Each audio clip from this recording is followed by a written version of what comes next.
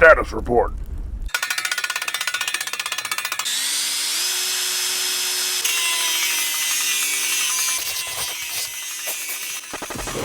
This tech is wild, sir.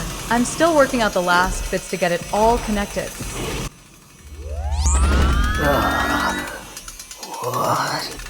Almost there, sir. Hurry it up, Raz. Greatness awaits. This is an abomination. All right, that should do it. Stop your complaining, Clayton. If anything, this is an upgrade. What? What have you done to me? You install the Hiss Tank failsafe? Yes, sir. As directed. High explosive, major damage, just in case. Good.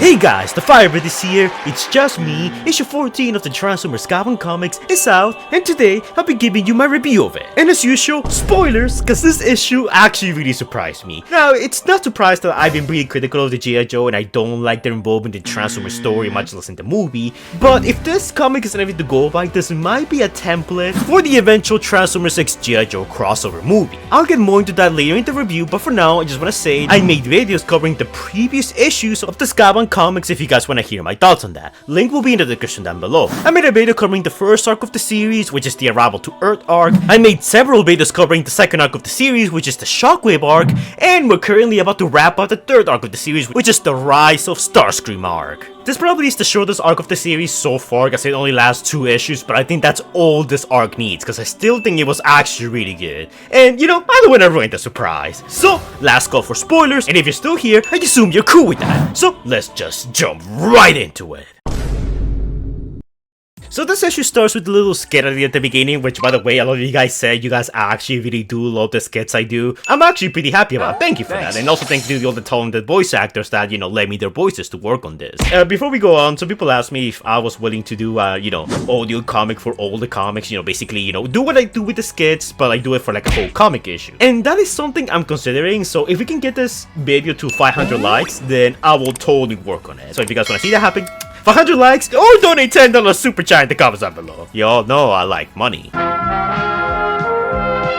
We now return to the Transformers. Starscream wakes up to find out that he's a horrible abomination of man and Transformers. He also realized that he's stuck in a G.I.Joe crossover. So he does the first thing that any hardcore Transformers fan does and tries to say no to G.I. Joe. The supposed Cobra people try to convince Starscream to stop and that they actually rescue him. Which is when one of them shows a sketch that he did to Starscream showing him burning in lava and his feet missing, trying to explain the events of last issue while he was going in and out of consciousness. Starscream, however, is not too pleased at being shown in such a pathetic motion, and he aims his null ray at them, asking to be drawn properly, with his proportions correctly and in a more dignified position. I guarantee you, if Starscream had a Twitter, he would be like one of those artists that quote-unquote fixes the art of other people. Seeing that they're in mortal danger, Ron Weasley asks Clayton to do something. He moves a control lever and forces the car attached to Starscream to move. However, this angers Starscream more, and just as he's trying to crawl to the humans, he sees a cat.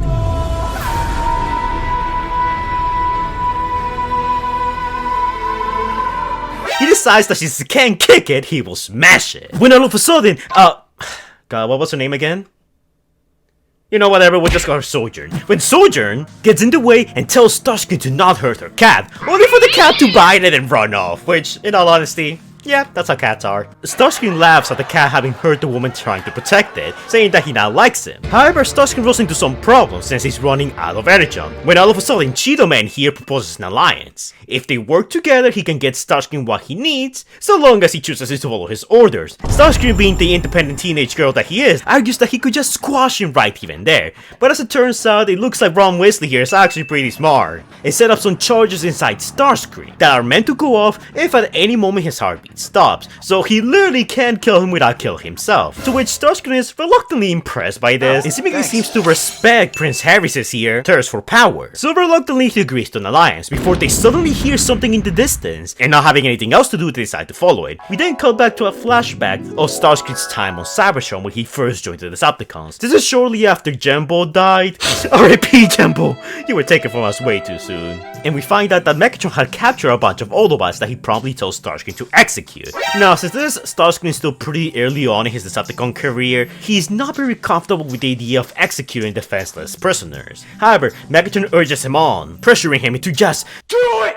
Which causes Starscream to panic and shoot off one of the Autobots, killing them. Starscream is very remorseful by this, but Megatron keeps encouraging him to keep on doing it. Starscream closes his eyes once again, not wanting to bear witness to the horrors. And then we get one of, in my opinion, one of the best pages in Skybound so far. We get this picture of Starscream firing his laser at some Autobots, killing them. And in the background, we see what is a collage of Starscream slowly becoming more comfortable at the idea of killing, which he goes from reluctance to simple compliance to murderous enjoyment. Just a nice little panel that shows the Starscream evolution into the psychotic murderer that we all know and tolerate. Wasn't a transformation from one second to another. It's something that took time. However, we then cut back to the present, and we see that our new squad found Astrotrain, who's equally surprised to see Starscream in the flesh and with humans. They both very quickly catch up on the events of the last issue, and Astrotrain tells Starscream that Soundwave promised him that if they find Megatron, he will let him kill him. Because again, I know it's been a while since we caught up with Astrotrain, but Megatron basically locked Astrotrain in the Nemesis. We don't know exactly why he did it, but he left him there for ages to rot. So Astrotrain is fueled with murderous vengeance.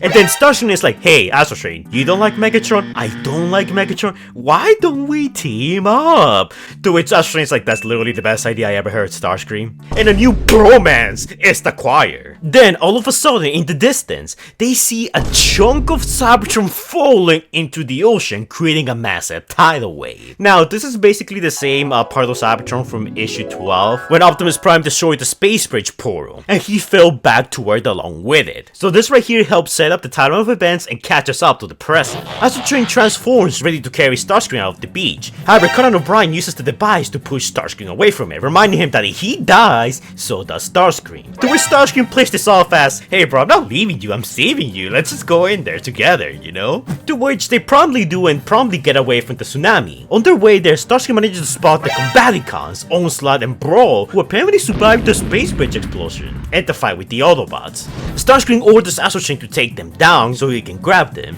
It's a close call, but they manage to pick them up just before a tsunami wave hit them again and buried them deeper into the ocean. Also, Brawl still have his chunk missing.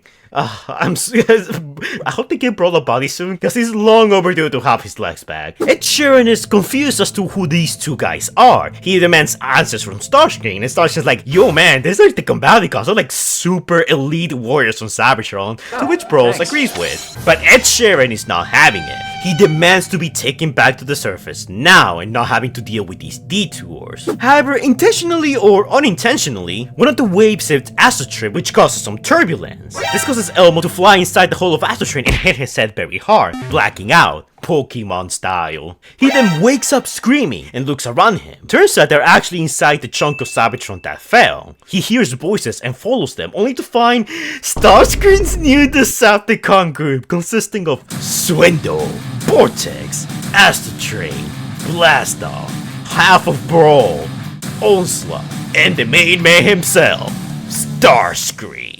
They're basically doing the thing from Transformers Prime where they're like, I can't hear you! All hail Starscream! Starscream tells them, hey guys, look, I appreciate you guys prompting me up and all, but like, we need to deal with Soundwave, like, now. And also, it's like, yeah, man, I understand you. I heard him and that little Thundercracker talk bad about Shockwave. They were gonna backstab us. So the Combaticons are pretty eager to go to war with Soundwave. However, Starscream then notices Ron Weasel and tells it that, unfortunately, they had to enter partnership. Him not liking Starscream having all this control reminds him once again that he could kill him at any time he wants. To which Starscream just laughs and says like, do it, no balls. And those were too many ouchies from Ron Weasley, who presses the button, but nothing happens. We then find out that it was actually the other Cobra agents that took off Starscream's explosives because he promised them to let them go in exchange for this betrayal, to which Starscream thanks her and then kills her. Oh, classic Starscream, what a prankster. He then goes on a murderous rampage and kills all of the remaining Cobra soldiers. And oh my god, he even adopts the cat! Okay guys, look, Starscream Redemption Arc, I'm calling it now. And after that, there's only one more Cobra member left, Private Martin. Starscream decides not to kill him, and instead orders him to start sketching. What? You shall be the illustrator and witness to my great rise to power. Never again will I be the property of anyone. I will be the master of my own destiny, the captain of my own fate. To which Martin just starts sketching. Sure. Then Starscream declares that Earth will be his, and that Soundwave better prepare himself, because the Decepticons are coming for him. And then the issue ends. And yeah, that's pretty much it for issue 14. Okay, guys, I'm not gonna lie, going to this comic issue, I thought it was gonna be the worst Skybound comic so far. I thought it was gonna be trash, filled with G.I.Joe stuff that derailed from the Transformers story, but I was honestly very impressed with how this was handled. At no point did I thought the G.I.Joe characters stole from the Transformers limelight, quite the opposite. In fact, seeing Starscream deal with someone else that has similar ambitions but held all the cards and just subtly, you know, gain more and more power before upsetting them, actually worked out really well. I also did really like how Starscream built up his own Decepticon army. Like, my prediction about the Decepticon Civil War became true. I was just wrong about who the faction leader was gonna be. Not that Shockwave's out of the picture. Starscream is now leader of his own Decepticon faction. We're gonna call them Starscream's Brigade, and we'll call the other group Soundwave's Bros. And speaking of them, as of right now, we had the first 3 pages for issue 15 reveal, and in there we can see that ever since the destruction of the space bridge and, you know, essentially dooming Cybertron to starve out of Energon, we can see that Soundwave and his Decepticons are going on a murderous rampage across the Earth, trying to bait out the Autobots and bathe the Earth in the blood of the humans as a punishment for Optimus Prime's actions. And one thing I want to say about that, I'm not going to talk about the extra pages for too long because they're not important to this review, but when those get revealed so early, those typically take like a week after the newest comic issue comes out.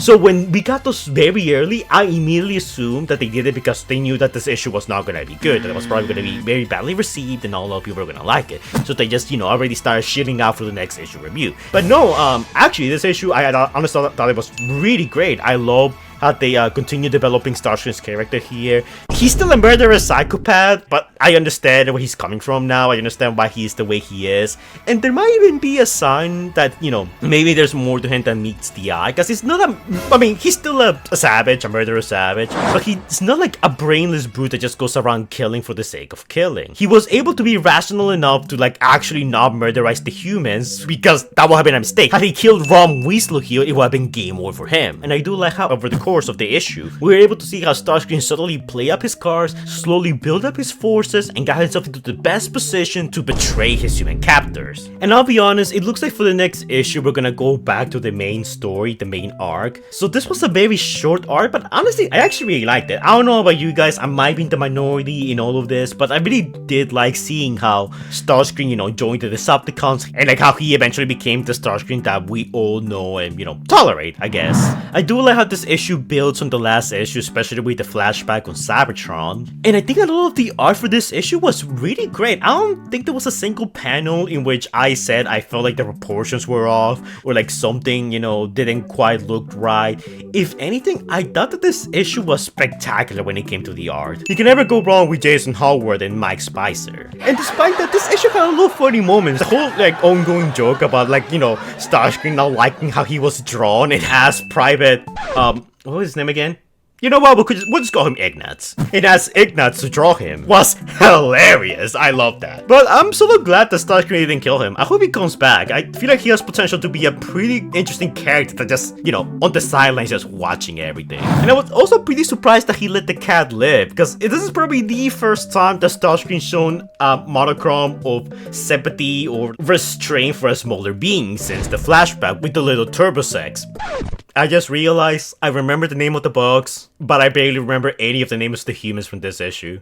Huh. Also, I just realized they never gave the cat a name. You know what? It's a white cat. It reminds me of the Ordelian cats from Fire Emblem Three Houses. I'll just name it Liz, after my totally real Fire Emblem Three Houses waifu, because why not? I still do find it a bit interesting that ever since issue 12, we don't know exactly what's going on with the Autobots. My guess is that the next issue is probably going to answer that question, since we see that Cliffjumper and other Autobots are going to make their first debut on it. So in all honesty, I wanna talk more about this issue, but what else is there to talk about? In all honesty, the art was good, the writing was good. I love seeing Starscream's brigade assemble, and everything was really good. I feel like this issue might, turn some people off because, well, it's more of a setup issue. It's trying to set up the obvious Decepticon civil war. So I can understand if this issue is not everyone's favorite, but as it stands, I actually thought it was extremely solid. It was really good. Also, part of me is really curious if this is gonna be not exactly the plot of the G.I.Joe movie, but some of these elements being used here, like, the Decepticon / Cobra mini alliance here, being like a setup for that movie. Because again, remember that at this point, they sort of are still working on the G.I.Joe movie. They have some ideas going around, and I'm sure that the reason why we're seeing so much G.I.Joe involvement in Transformers as of late is because they're building up to that movie. Because remember, when Rise of the Beast was still being worked on, we were gonna get Beast Wars characters crossing over with, the Autobots. So that's why for the Transformers Netflix series, leading out to Rise of the Beast, we saw Maximals make their debut there, like as a way to introduce them to cash in on the movie, or build up to that.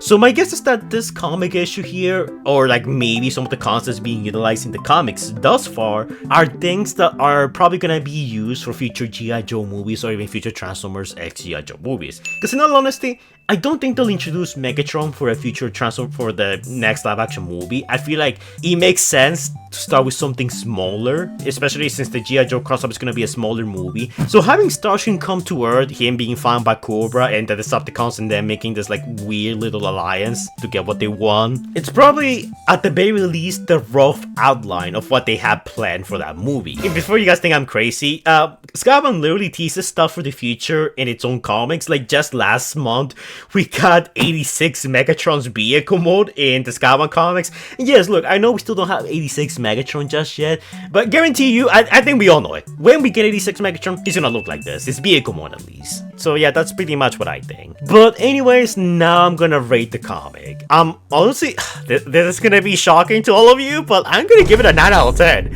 I loved it. I think this is one of my favorite comics. It's silly, it's dramatic, it's hilarious, it's gritty, it's bloody. It has, in my opinion, the best elements of the Skybound writing so far. I know there's plenty of people out there who were a bit put off by the second arc of the series, like the pacing was a bit, here and there, some of the art didn't always hit, but at least for this mini arc and the story so far, I thought it was pretty solid. And I can't believe I'm saying that about a comic that has the Transformers crossing over with G.I. Joe. You guys know that I'm one of those guys who says, I don't want G.I. Joe crossing over with my Transformers at all. But after seeing this, I'm like, you know what, maybe this is such a bad idea after all. So my head's off to the writers for actually, making me think that this comic was actually kind of cool. The writing was cool. I feel like I'm going in circles. Everything was so cool. I love this so much. So yeah, 9 out of 10.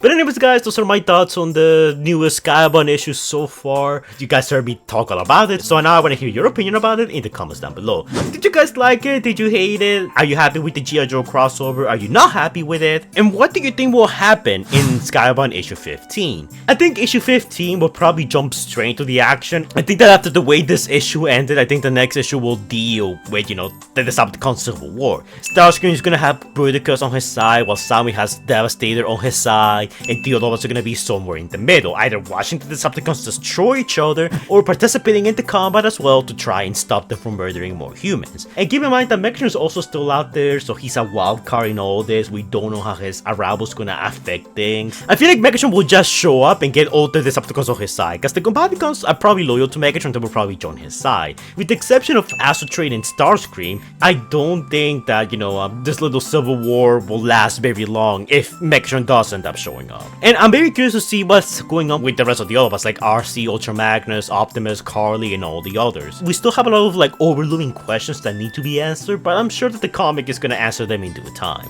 But so far, I'm liking where Starscream's story went. This was a really good mini arc in all honesty. I really can't wait to see where we go from here. But yeah guys, that's it for this video. As always, don't forget to like, comment, and subscribe. Do all that annoying YouTuber stuff that the algorithm likes so much. And I will see you guys in the next video. Stay safe, guys. Anyways guys, before we go, shout out to our incredible sex tier Patreons: Steve Martin, Primeburst611, Inferno65, Winsolops Hightower, Scout, Crowley666, Silverman, King Sparta, Super Transformers Hedgehog, Xavier the God, Stitch Productions, Scrub Lordo, and Predaking Hunter Plays. And an equally great shout out to our channel members: Shin Leviathan Dragon, TF Cypher, and Laser Sin. Thank you guys so much for donating, it's much appreciated. Link to my Patreon and channel membership will be in the description down below. Consider donating because you get a few perks and see some videos early, even collab with me in some cases, the list goes on.